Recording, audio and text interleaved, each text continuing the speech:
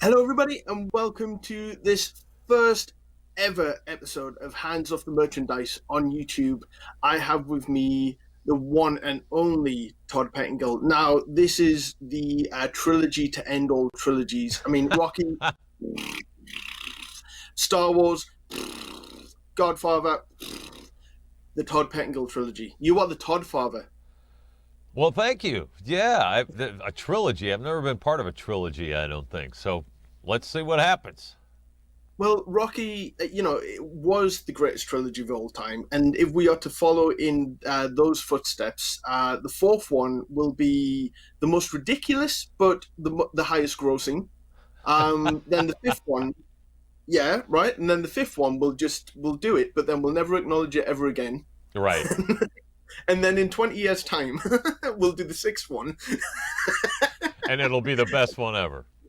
And it'll be the best one ever. But there'll also be an alternate ending as well. So, we can leave it open to the public's imagination when we release the box set DVD, you see. That sounds good.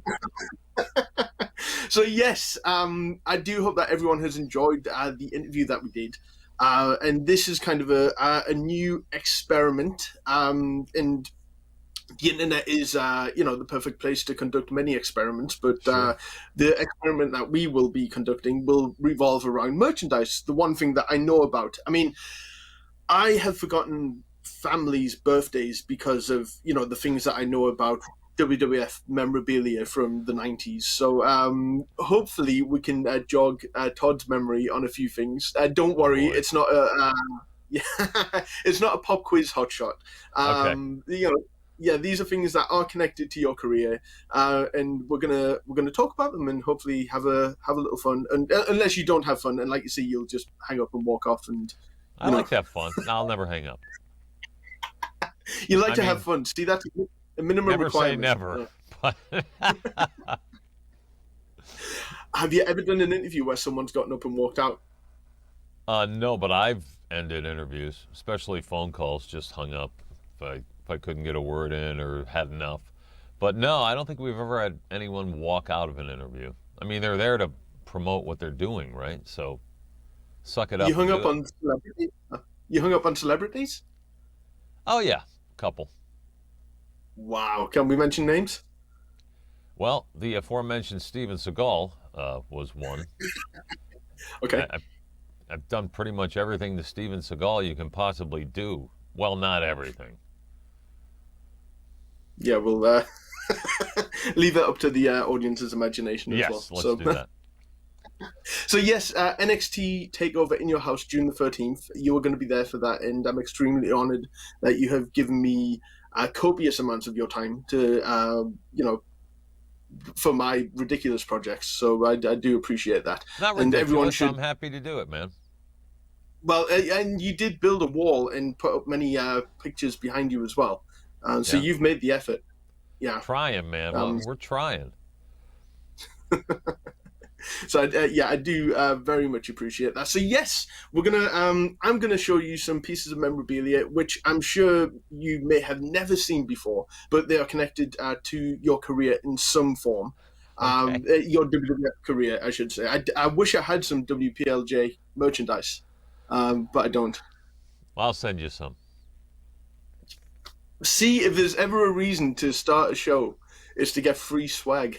Yeah, exactly. When the action figure comes out, I'll send you a big box because you're getting a few of those. So. Shh. We should probably promotional. You see. Oh yeah. For Sorry, promotional. Kayfabe on that. It may be kayfabe on that, so it'll be fine. Don't worry. You can deal with them as you wish. So, right. We're going to give some away in competitions and stuff like that as well. But that's a long way. That's a little while from now. So I'm sure we'll talk about that coming up as well. So yes, First bit of memorabilia. Now, the 90s is kind of when I grew up, and a lot of the stuff was not available in this country at the time. So, you would see it in catalogs, you would see it on TV adverts and stuff like that. You have to bear in mind how little of this stuff, unless you had connections, was available. And I was also a child. My mum was not going to, spend ridiculous amount of money on things to have them flown over for me to just, not appreciate at the time. Now I obviously appreciate them.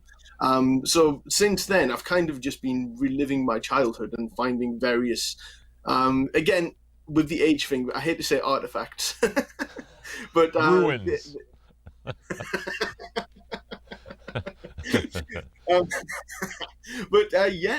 Good stuff. So, okay, we're going to make a start. So, video games. Now, this is raw for the Mega Drive, which is that the Genesis in America? I get it wrong all the time. I don't know. I think it's the Genesis in America, and we have WrestleMania the arcade game as well for the Mega Drive Ed's as saying well. yes. My producer Ed is saying yes. You are correct. He is a gamer. He is a gamer. So there were various versions of Raw that had different rosters and even different comment routines. The 32X, actually, it may have been the Game Gear version, had Stephanie Wyand on commentary with Gorilla Monsoon, if you can imagine that. Wow. Yeah. I don't know why they had... Am I on these things? Do I have anything to do with them? Well, the reason why I brought these up is because you hosted the strategy guide videos for these. Yes, I did. Yeah, and one thing I didn't know is that you didn't just do wrestling games; you did other games for. I'm assuming specifically Acclaim, because they did WF games. So correct.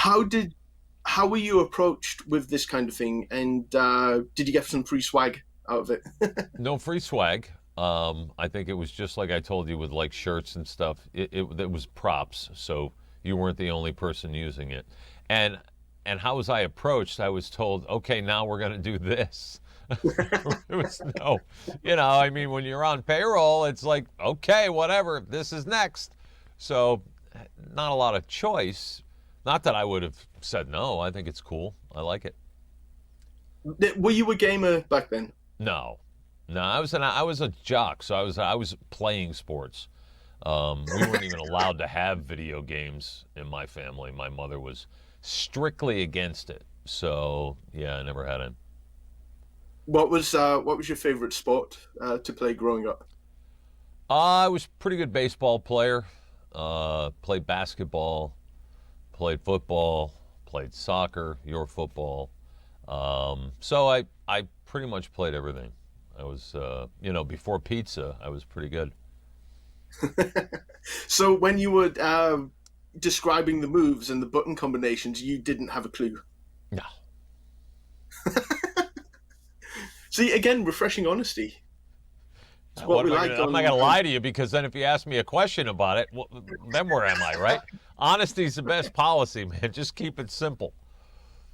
And I am all about the kayfabe as well, but we are going to, we've burst a bubble there, maybe. Anytime anyone watches anytime anyone wants to go back in time and find out how to do the, the Bam Bam Bigelow flamethrower move, they will go back to your video, which is on YouTube, by the way.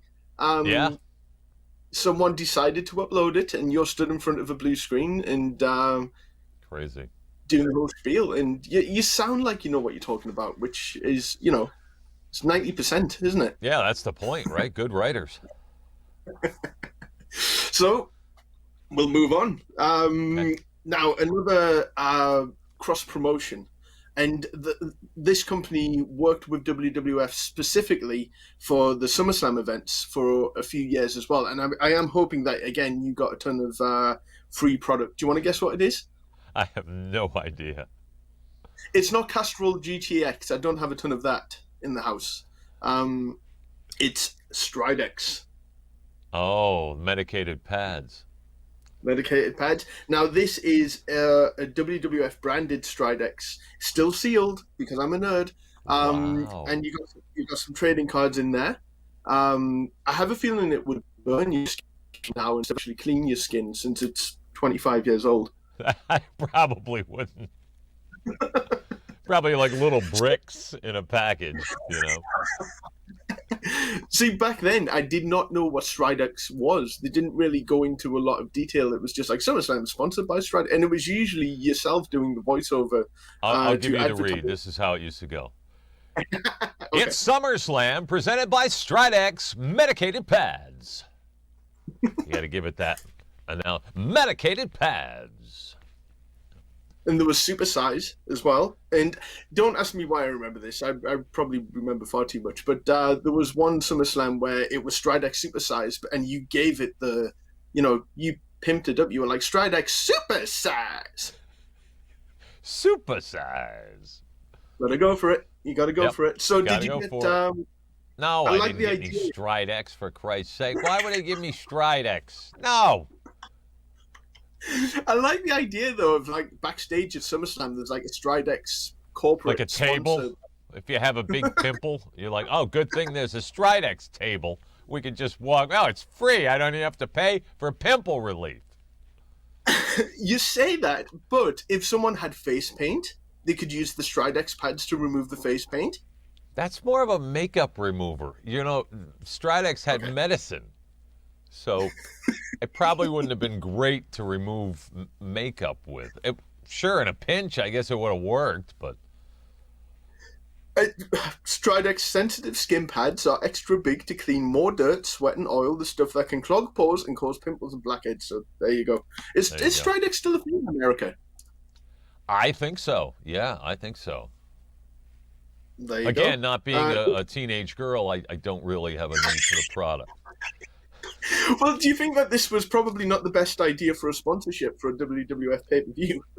They paid, so it made it a great idea. Okay. Well, and I have one, and I'm very proud of it. And that again, could be worth, at least 6 cents more than what you paid for it.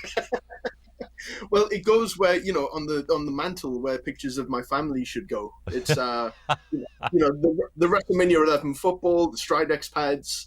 Perfect. Yeah, it's a beautiful thing. So Strange yes, moving Thanksgiving on. at your house, I bet. All right, go ahead.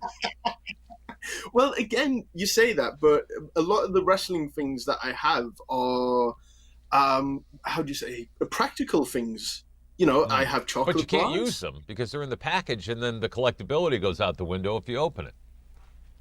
There you go. And we are living in an age of people my age completely getting back into collectibility. I saw a video recently on YouTube of people my age, probably virgins. I'm putting it out there on YouTube. I don't care. Rushing into a Walmart to get the unopened boxes of Pokemon cards. They were fighting each other. They were pushing each other out the way, and yeah, and probably just to flip them on eBay. Let's face it. You just came out and said you were a virgin on YouTube? This is why I edit the shows so that it doesn't say that. No, just people my age who probably were virgins. Are you sure? I am 100% sure. I know 4 or 5 women in the UK who would take care of that. Did you ever come to the UK? Of course. I'm English. My heritage is English. I've been to London 20 times. Really? Oh, yeah. I did, but not with WWF, I'm guessing. No. I would have loved to do... what did they do? Wimbledon Stadium? They did Wembley Stadium, and that was just before you came in. Right. Yeah. But we didn't do an overseas trip when I was there, unfortunately, which would have been unbelievable. Although, I'm sort of happy I missed that Dubai trip because I don't know if I could do that flight. I think, like Mr. T, you'd have to drug me. How'd I wake up here, fool? I couldn't survive that kind of flight. It's like a 28-hour flight. I couldn't do that. Something I'll have to dig out, which is not going to be part of this. Don't ask why. I bought it as a ton of backstage passes, and it is someone who worked on the Dubai tour, but I don't know. It's like Steve Jones or something like that, and it has the little Dubai flag on it, and has his picture on it, which is why I can't post that on the internet, really, in case, Right. It's giving away. And for all I know, Steve Jones could be in prison now or something. Or president. Who knows? Well, yeah, maybe. So, yeah, swiftly moving on. Okay. When we talk about practical things in your house. Now, that's nice. this hat does not fit me. I It have a does large not head. fit you at all. No, no. When I was at How school, many coconuts would your head be? And do you know what I mean when I say that? is that how heads are measured? Like sort of how Well, horses are measured in? well, have you ever been to like a tropical island? I have not. Okay. So usually if you go on vacation to a tropical island, you know, there's all the touristy things to do. But then if you're on the beach, that's where you meet all the locals and they sell their wares. Jewelry that they make, heroin, cocaine. And there's always a guy who makes hats out of coconut.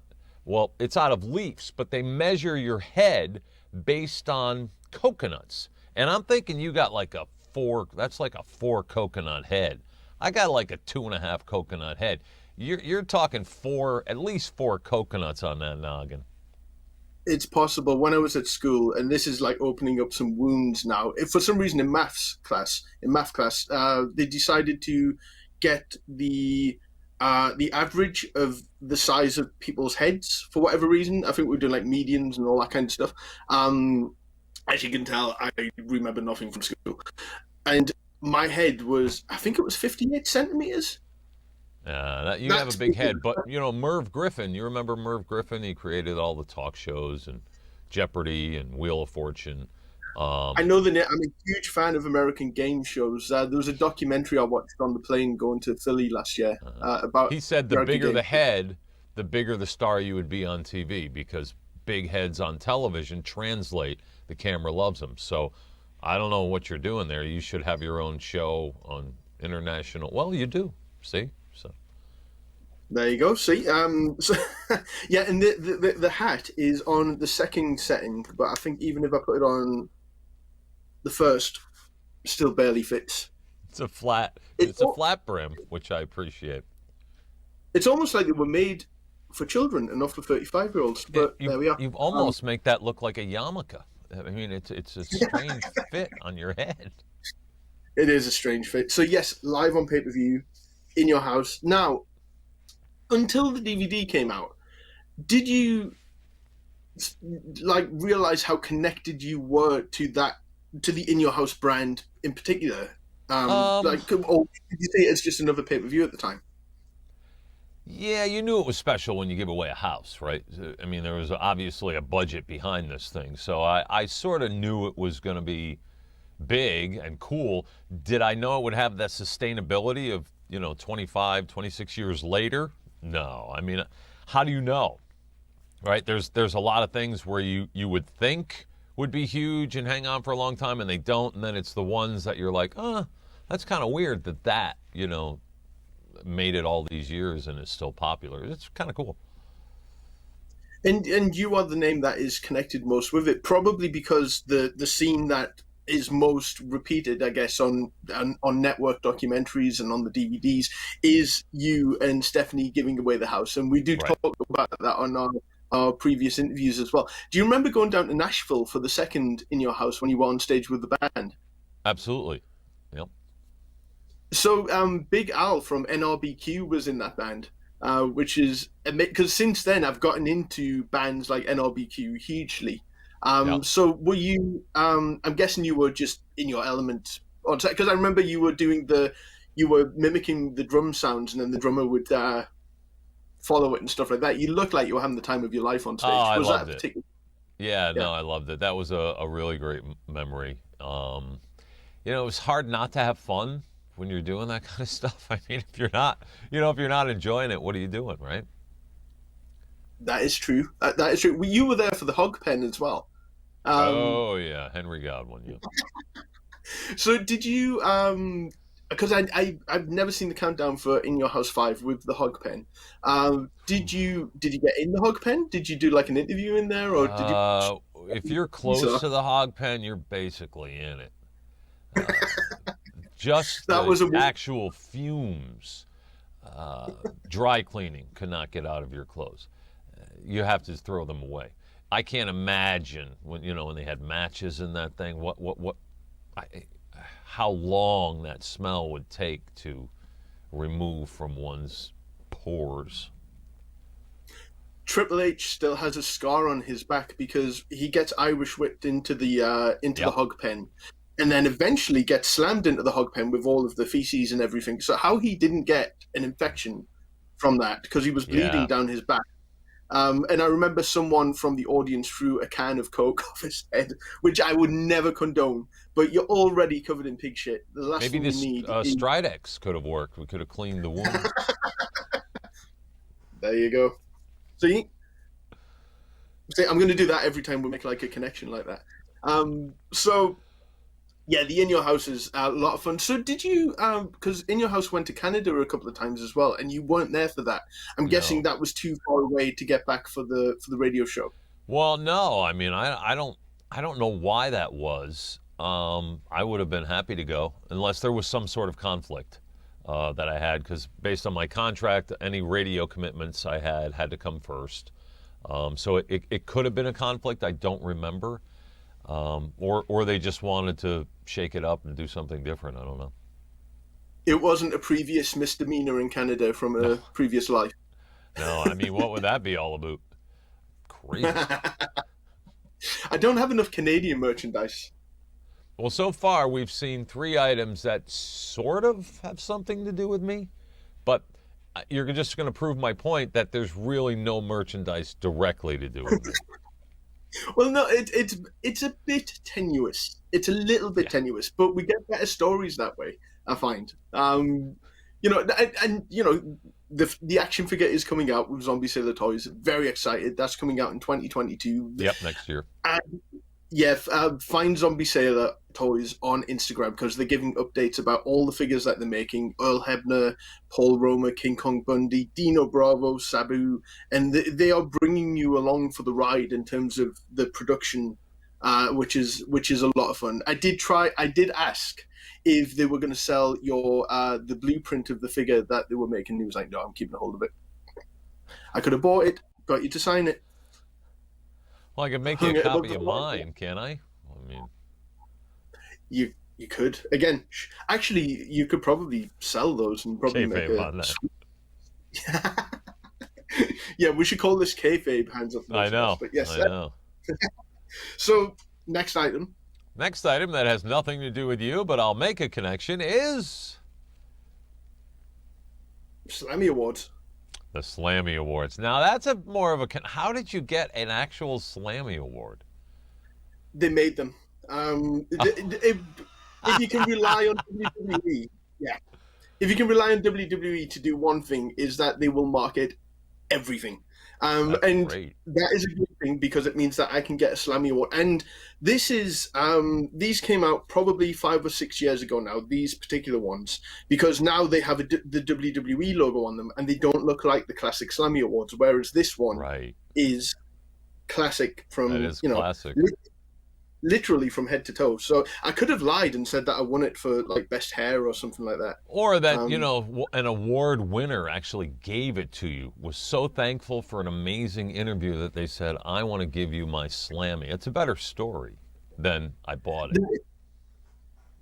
That is true. Well, and the thing is as well, those Slammies were they were legit. If you won your cat, you kept the Slammy. You never, not to rub it in, but you didn't win a Slammy, did you? No. But you did the opening songs for the Slammies. Yeah, I mean, if there was a category best opening song for the Slammies, I would have been the only one in it because no one else. So I should have gotten a Slammy. Come on. You would have won by the two sweetest words in the English language, according to Homer Simpson, default, because you were the only person nominated. Exactly. Yeah. But I'm not proud. I'll take it. So I'm guessing Kevin Dunn or Vince comes to you and says, look, we need a song to open it as if it's the Oscars or the Emmys or whatever. And you are then tasked with, no? Nope. They had no idea I was going to do a song. It was when Billy Crystal was doing them for the Academy Awards. And I said, oh, man, this will be fun. So I just worked it up on my own. And then when I got there, I said, I have an opening song. They're like, okay. And just went with it. So you made the backing track as well, then? Yeah. Wow. That's a lot of work, and you included every wrestler in there. You didn't care if you offended those wrestlers or not.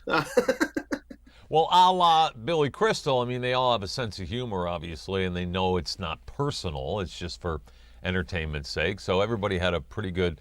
Trying to think who stared me down. There were a few. Probably Austin, because I think he had a Yeah, line about him no hair or something like that. yeah, it was probably Austin, and I'm trying to remember a couple of other people. It was a fun night, and of course I couldn't see their reactions till afterwards, because I Yeah. was performing it, so it was difficult to try to find them in the room, but afterwards I was able to see some of their reactions. It was fun. And the 1997 Slammy Award, it's such a shame that they didn't continue the Slammy Awards until maybe around 2008 or 2009 or something like that. I'm gonna say it's because you weren't there. How can they do it without Todd? Well, that would be nice, but I probably would say that was not the case. But didn't they just start doing them? Was it last year or the year? Because I did a segment on the Slammies. Yeah, they've had them back for a few years now. They even did with the action figures, tiny little Slammy Awards that you could finally put with your own heart action figure and stuff like that. So yeah, very cool. And yeah, this will be a good Cluedo murder weapon Yeah, that thing's if the awesome. time. Yeah. There is a Raw where British Bulldog and Owen are arguing with each other, and Bulldog has the Slammy, and I think he throws it or something, and it just splits in half. And because the thing is, Owen Hart made the Slammy Awards Oh like yeah, important. He had them on his ring gear. He carried them to the ring as if they were his children. he did. Just yeah, so good. So that is the main reason why I have one of these. I wish I had one of the big 30-foot Slammy Awards that were on the stage. Um, yep, they They're won't let me probably in a have one of them. storage closet somewhere. And the thing is, these aren't even the first types of Slammy. The first Slammy Awards were in 1987, but they were called like the 35th annual Slammys to give it some Right. gravitas. And it was almost like wacky races. Every wrestler drove in on a car that was themed for their character, and they were in full ring That's gear as cool. well. It was absolutely ridiculous. But yes, Yeah. so we're going to move on to the final item. Okay. Um, doesn't time fly when we're having fun? Yeah. See, yeah, okay. So that's kind of like the forced, No, no. jocular. I'm fine. Do I not seem engaged to you? Yeah, put a big cheesy grin. There we are. So that'll be the screenshot for the Oh, for good. the YouTube video. So, final item: Macho Man Randy Savage. Now, this Yeah. is not just a Randy Savage figure. This is quite a new figure.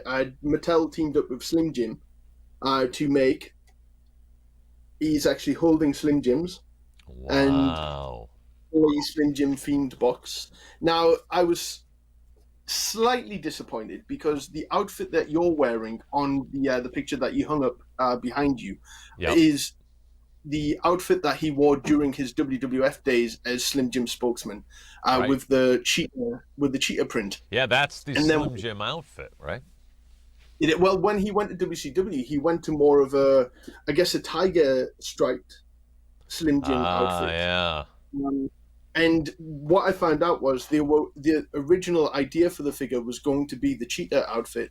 And admittedly, as more of a WWF fan than a WCW fan, I was minorly, disappointed that they changed his gear. But that still, it makes for an excellent Good figure. It's one of my package. I mean, I like that one better because I got to wear it. yes. Was it baggy on you? No. That's kind of It's heavy, bro. skin tight anyway, isn't it? My So fat filled it up. Where his muscle went, I just filled it with fat. oh, you put yourself down. You put yourself down. So anyway, so working with Randy, we talk about that on the previous episode of TurnChuckle. But yeah, if you could go into again, just for this video, what it was like to work with Randy, what he was like off screen compared to on screen, if there were many differences at all. You know, I think we talked about it that he was just a magnified version of himself on camera. He still spoke like that. I mean, it was just softer. So if you see him in the hallway, "What's up, brother?" It was very, very strange. But we talked about this again, that's what made him so popular, I think, is that he was genuine. It's just who he was. And clearly when you're, working and making a living, it's amplified, right? You're a bigger version of yourself. But that's how Randy was. And he had a heart as big as anything and would do anything for you. And I used to do phone scams on my radio show, and I actually phone scammed him one time. And now I didn't do it because he would have recognized my voice immediately, but I had a friend play like a super fan, and all he kept saying was, "Yeah, okay, that's all cool. How did you get this number, brother?"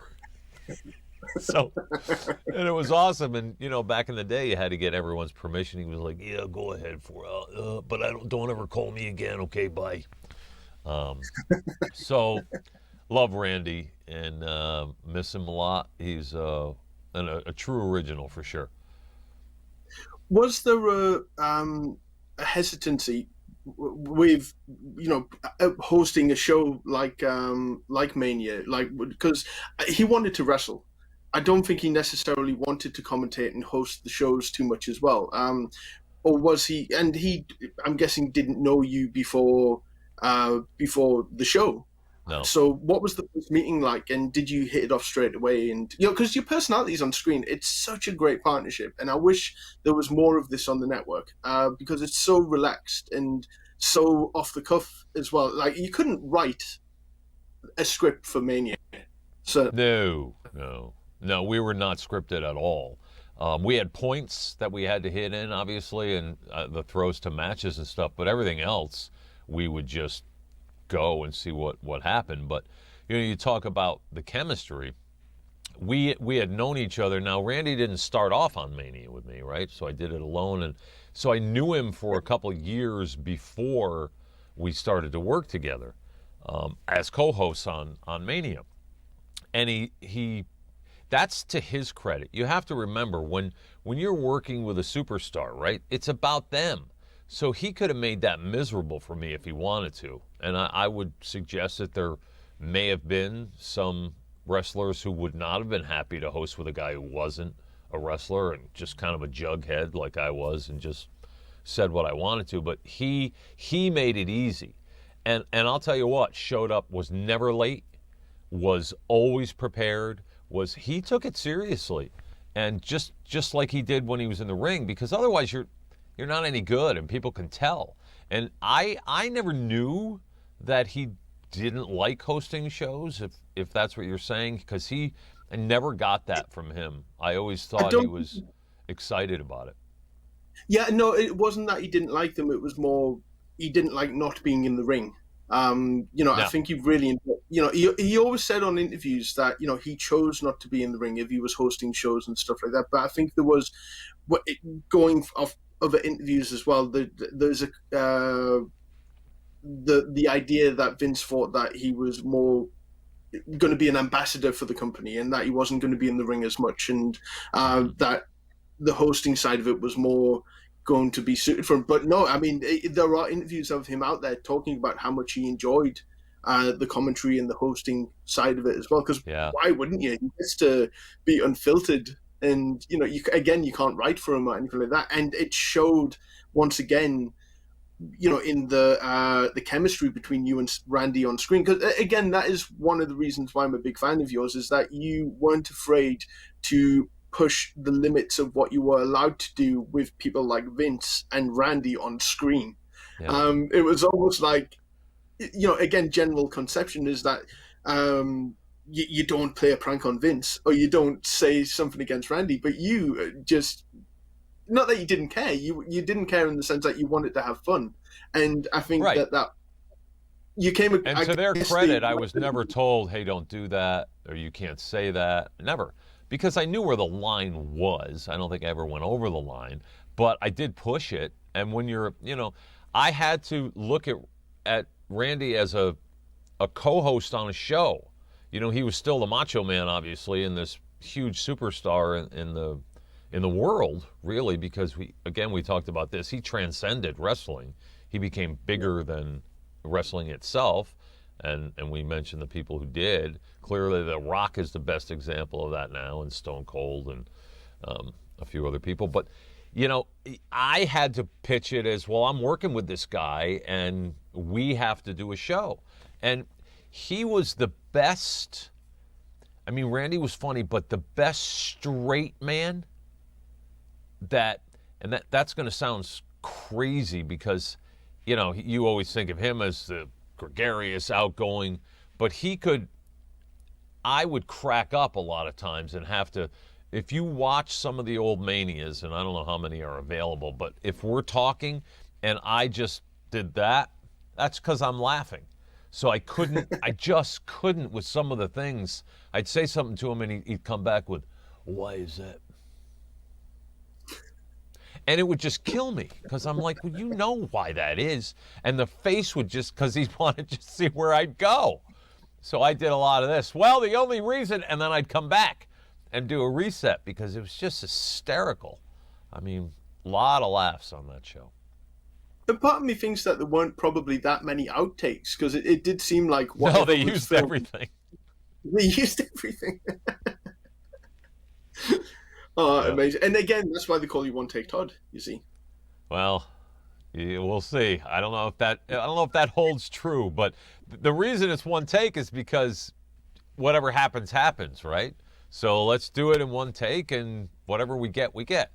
Now, I'm sure we did things over, but I don't remember many times. Yeah. Well, this has been great. And before we go and we talk about the NXT takeover in your house one more time, one of my favorite moments of you is at WrestleMania 10. You're in Madison Square Garden, which I'm guessing wasn't at all lost on you, the importance of that. And, you know, you've done stuff in MSG since WWE, I'm sure. Mm-hmm. So there's just this one where you're just like, do I get in the ring? And Vince is on... I'm guessing you can hear Vince, and he's just like, yeah, get in. And I don't think you're listening to him anyway, so you just get in. And you grab the camera from the cameraman, and you start showing the entire crowd. And I can imagine Vince is kind of thinking, don't drop that camera, because... and you actually I got goosebumps just as you said it, because I remember that vividly in that sold-out Madison Square Garden, the world's most famous arena, and just taking it in. You know, it's one of those moments that, you know, you're at Madison Square Garden and it's sold out and you're in the ring, and that's pretty cool. And more than that, there's not many people who can say that they were in the center of Madison Square Garden alone with a microphone on live TV for half an hour, having to entertain an entire audience as well. And yeah, I love it. It's and WrestleMania 10 was, you know, even amongst WrestleManias, it was the 10th one. It was a big deal, and you certainly added to that. And I remember before leaving the ring, you're like, "What can I do to get you to buy it now? You know, surely I've done everything. I could sing and dance." And you start dancing on the apron, but your mic isn't live to the audience. So the crowd are probably thinking, "What's Todd doing? What the hell's he doing? He's finally lost his mind." So yes, a good note to leave it on. NXT TakeOver in your house, June the 13th, a date that is embedded in my mind because it shares the same day as the first King of the Ring tournament as well, which I'm sure no one cares about. But, nice. You know, whatever it takes to, you know, embed something in your head. So, yeah, I will be watching it. I can't wait. And the figure from Zombie Sailor Toys will be available next year, but do follow Zombie Sailor Toys for all the goings on. So where can people find you? Where can people follow you, etc., and keep up to date with what you are doing? I'm just Todd Pettengill on Instagram. That's the main one that I use. So it's very easy to find. Easy to find. And yes, so I want to thank you again for helping me with the debut episode of Hands Off the Merchandise. It could be said that this is just me showing off some stuff that I have. I like it. It's an impressive collection. I mean, you got a lot of stuff. Oh, probably too much stuff. I mean, nowhere near as much as other people's collections, but mine sort of delves into the kind of niche areas of WWF stuff. T-shirts and apparel are kind of the big things at the moment. Yeah. You couldn't get an old pay-per-view T-shirt. You couldn't get that now for less than probably a few $100s, depending on the event. Which is why I was thinking you were sitting on a gold mine until you said that they were just props. Just props. So what I'm going to do is sign off like my friend the Macho Man would have done many years ago if we were wrapping up Mania. Okay, so this is how we'll say goodbye. All right, brother, show's over. I got to get out of here. I got to be somewhere. Actually, I don't. But I'm sure wherever I don't have to be is more important than being here. So adios, see you later. Got to go, bye. Thank you very much, and we will see you all next time.